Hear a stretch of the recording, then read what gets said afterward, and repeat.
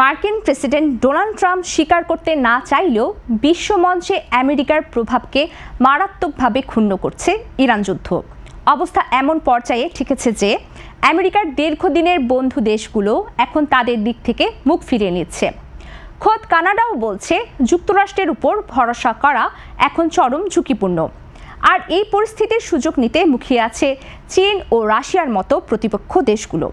সোমবার পলিটিকোর এক বিশ্লেষণী প্রতিবেদনে এই চিত্র উঠে এসেছে। গত 28 ফেব্রুয়ারি যুদ্ধ শুরু হওয়ার পর থেকে জ্বালানি তেলের বাজারে আগুন লেগেছে। হরমুজ প্রণালী বন্ধ থাকায় সরবরাহ ব্যবস্থা পুরোপুরি ভেঙে পড়েছে। বাংলাদেশ থেকে স্লোভেনিয়া সবখানেই জ্বালানি তেলের কারণে পরিবহন ব্যবস্থা ভেঙে পড়েছে। এছাড়া যুদ্ধের ফলে সৃষ্ট এই অর্থনৈতিক সংকটে বিশ্ব নেতারা চরম ক্ষুব্ধ।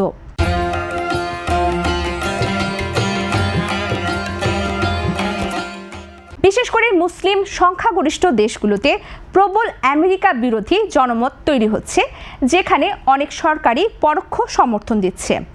এমনকি ন্যাটোর মিত্র দেশগুলো এই যুদ্ধে আমেরিকাকে সহায়তা করতে অনীহা দেখাচ্ছে। ইউরোপীয় দেশগুলোর অভিযোগ, ইরানে হামলা চালানোর আগে ট্রাম্প তাদের কোনো পাত্তাই দেননি। ফলে ব্রিটেন ও ফ্রান্স এখন আমেরিকাকে বাদ দিয়ে নিজেদের আলাদা জোট গড়ার চিন্তা করছে। বিশ্লেষকেরা বলছেন, এই যুদ্ধের ফলে আমেরিকা আসলে নিজের পায়ে নিজেই কুড়াল মারছে। দেশগুলো এখন তেলের বিকল্প হিসেবে সোলার প্যানেল আর বৈদ্যুতিক গাড়ির দিকে ঝুঁকছে, যার বাজার নিয়ন্ত্রণ করে চীন। ইউরোপও চাইছে একক কোনো জ্বালানি সরবরাহকারীর উপর নির্ভরশীলতা কমাতে। ফলে বিশ্বমঞ্চে আমেরিকার দাপট কমে গিয়ে চীনের প্রভাব কয়েক গুণ বেড়ে যাওয়ার সম্ভাবনা তৈরি হয়েছে। বিশ্বজুড়ে এত হাহাকার আর সমালোচনার পরও দমে নেই ট্রাম্প প্রশাসন। হোয়াইট হাউসের দাবি, ইরানকে পরমাণু মুক্ত করতে এই যুদ্ধ চালিয়ে যেতেই হবে। তবে সাবেক মার্কিন কর্মকর্তাদের মতে, এই যুদ্ধে চলতে থাকলে আগামী 2-3 বছরে বিশ্ব মানচিত্রে আমেরিকা বন্ধুহীন এক রাষ্ট্রে পরিণত হবে।